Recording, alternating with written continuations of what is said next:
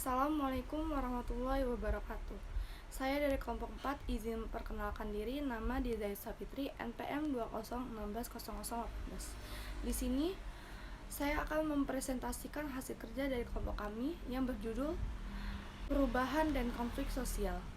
A. Perilaku sosial. Perilaku sosial merupakan perilaku yang relatif tetap yang dilihatkan oleh individu ketika berinteraksi dengan individu atau kelompok lain. Orang yang berperilakunya mencerminkan keberhasilan sosialisasi dikatakan sebagai orang yang sosial, sedangkan orang yang perilakunya tidak mencerminkan proses sosialisasi tersebut disebut asosial. Seseorang yang perilakunya asosial tidak mengetahui apa yang dituntut oleh kelompok sosial sehingga berperilaku yang tidak memenuhi tuntutan sosial. Seseorang yang berperilaku antisosial sebenarnya mengetahui hal-hal yang dituntut oleh kelompok, tetapi karena sikap penolakan kemudian melawan norma. B. Perubahan sosial.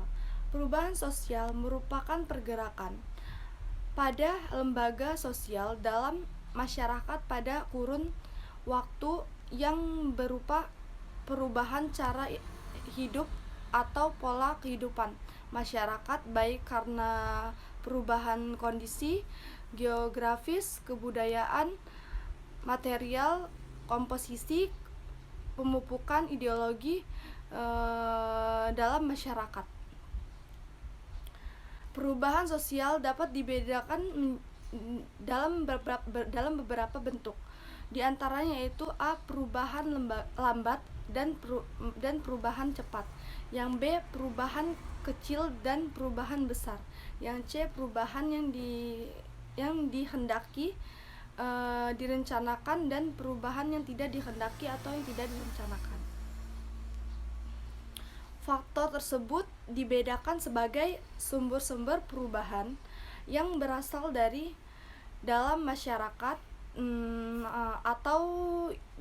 atau di luar masyarakat. Yang di dalam masyarakat contohnya seperti bertambahnya jumlah penduduk, adanya temuan baru, terjadinya pemberontakan atau devolusi ideologi, faktor formal, lingkungan alam, fisik, pegadaian atau pengaruh kebudayaan lain.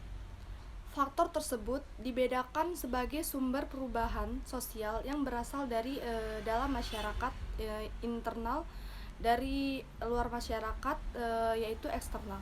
Faktor internalnya yaitu bertambahnya jumlah penduduk, adanya penemuan baru, terjadinya pemberontakan atau revolusi ideologi, dan faktor eksternalnya yaitu lingkungan alam atau fisik, peperangan, pengaruh kebudayaan lain.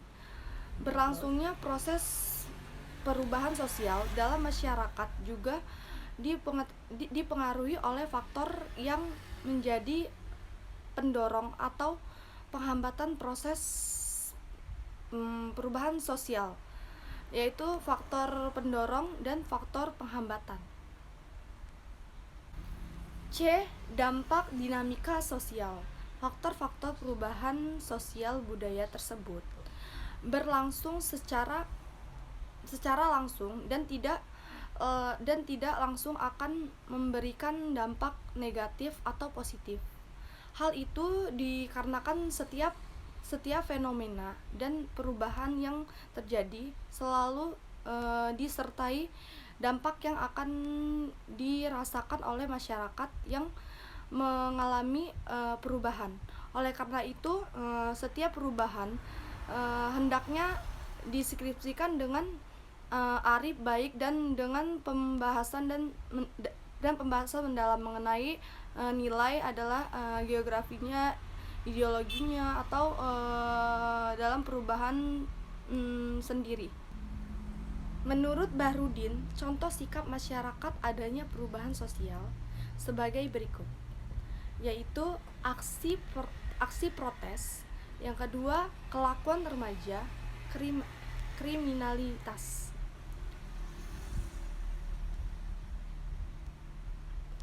Menurut Temengkol, ada beberapa dampak negatif yang diakibatkan oleh dinamika sosial sebagai berikut.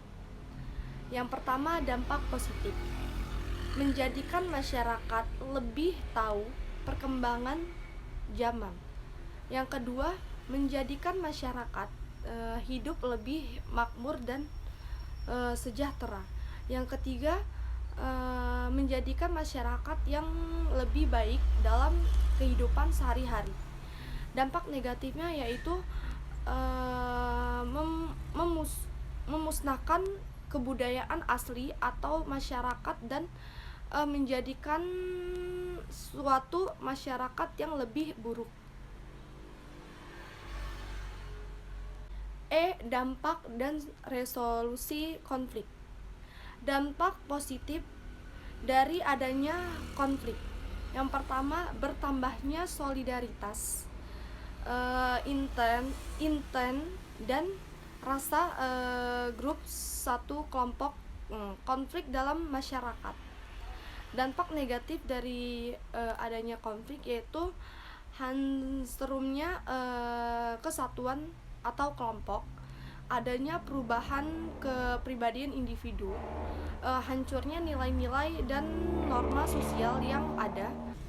Cara pengendalian konflik yang pertama ada konsolidasi, mediasi, atribusi, dan perwasitan atau penjurian. Sekian dari saya, wallahu muwaffiq ila aqwamit thoriq. Wassalamualaikum warahmatullahi wabarakatuh.